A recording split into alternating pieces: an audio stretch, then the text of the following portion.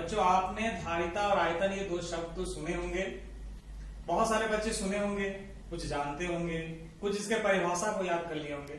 लेकिन गणित एक ऐसा विषय है जहां हम परिभाषा को जाने तो बहुत वो सार्थक नहीं होता है, बल्कि उसे समझने की जरूरत है। तो आज हम धारिता को जानेंगे और साथ ही आयतन के बारे में जानकारी प्राप्त करेंगे।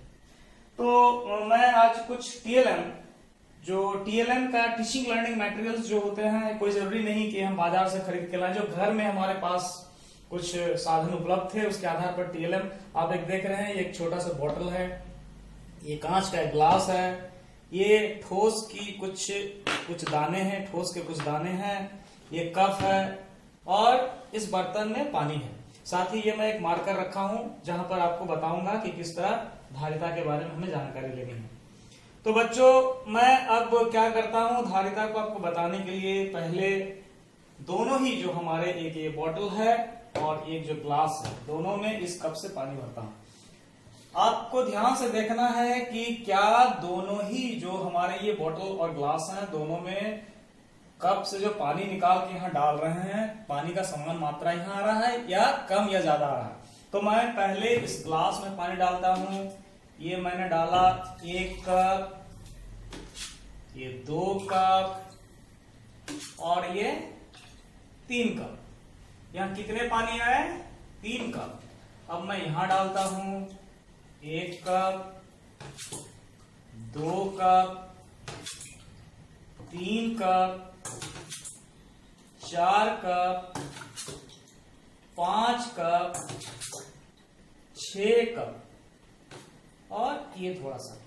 तो बच्चों मैंने अभी कप से पानी डाला इस ग्लास में और इस बोतल में। यहां कितने कप पानी आए थे? 3 कप।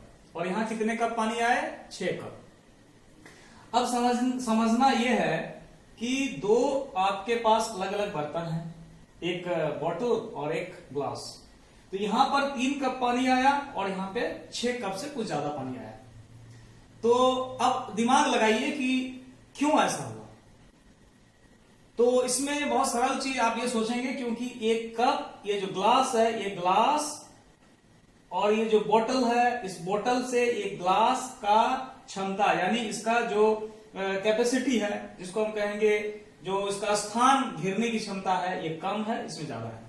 यानी इसमें ज्यादा पानी आ सकता है और इसमें कम पानी आ सकता है, इसमें ज्यादा पानी आ सकता है। तो इस तरह से अब इस चीज को हम इस तरह समझें कि धारिता का मतलब क्या हुआ कि अलग अलग जितने बर्तन होते हैं, चाहे द्रव रखने के जो वस्तुएं हैं, उसमें अलग अलग मात्रा में द्रव आते हैं। द्रव क्या हो सकता है? पानी हो सकता है, दूध हो सकता है, तेल हो सकता है, कोई भी। तो ये इसकी धारिता हुई, यानी किसी बर्तन में जितना पानी, दूध, तेल की मात्रा आए वह उस बर्तन की धारिता हुई। यानी इसकी धारिता क्या हुई? 3 कप पानी, इसकी धारिता 6 कप पानी, इसकी धारिता 1 कप पानी और इसकी धारिता भी कुछ अलग होगी। यानी जितने भी तरह के बर्तन हैं यहाँ पर, जितने भी तरह की चीज आप देख रहे हैं, सबकी धारिता अलग अलग है। यानी इस चीज को हम किस तरह समझें?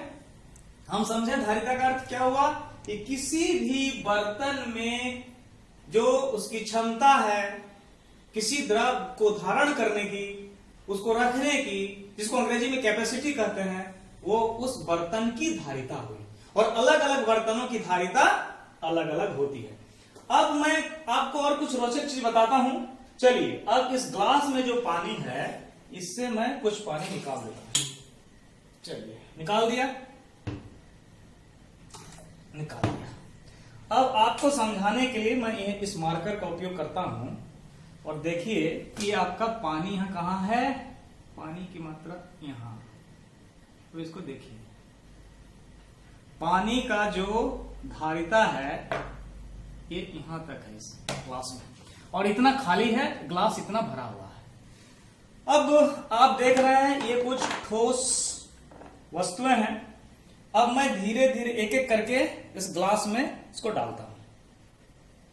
1, 2, 3, 4,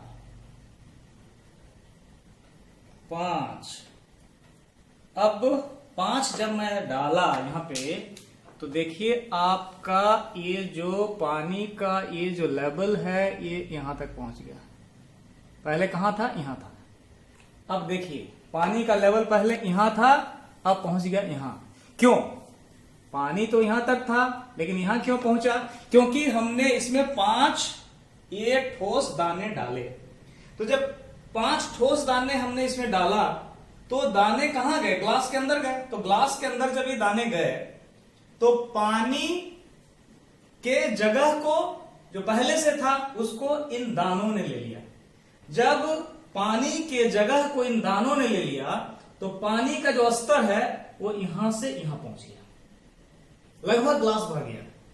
पानी अब मैं डाला हूं, पानी उतना ही है, लेकिन इन दानों के कारण पानी का स्तर यहां तक चला गया। अब इसको समझिए कि किसी ठोस वस्तु को जब हम किसी द्रव में डालते हैं तो उसकी धारिता बढ़ जाती है। क्यों? क्योंकि जो वस्तु हम उसमें डाले थे उसके जल के स्थान को, द्रव के स्थान को इन ठोस वस्तुओं ने ले लिया, इसलिए पानी का स्तर बढ़ गया। फिर मैंने ये सारे निकाल दिए, देखिए पानी का स्तर नीचे आ गया। तो इस तरह हम ये समझ सकते हैं कि जब हम किसी वस्तु को, किसी ठोस वस्तु को तरल में डालते हैं तो उसका धारिता का स्तर बढ़ जाता है। अब इस तरह बहुत से छोटे छोटे प्रयोग कर सकते हैं। अब मैं आपको सोचने के लिए कुछ प्रश्न देता हूं। प्रश्न यह है कि अलग अलग बर्तन की धारिता अलग अलग क्यों होती है? ये आप चिंतन कीजिए, मनन कीजिए, और उसके बाद आप उसको चर्चा में लाइए कि अलग अलग बर्तन की धारिता अलग अलग क्यों होती है।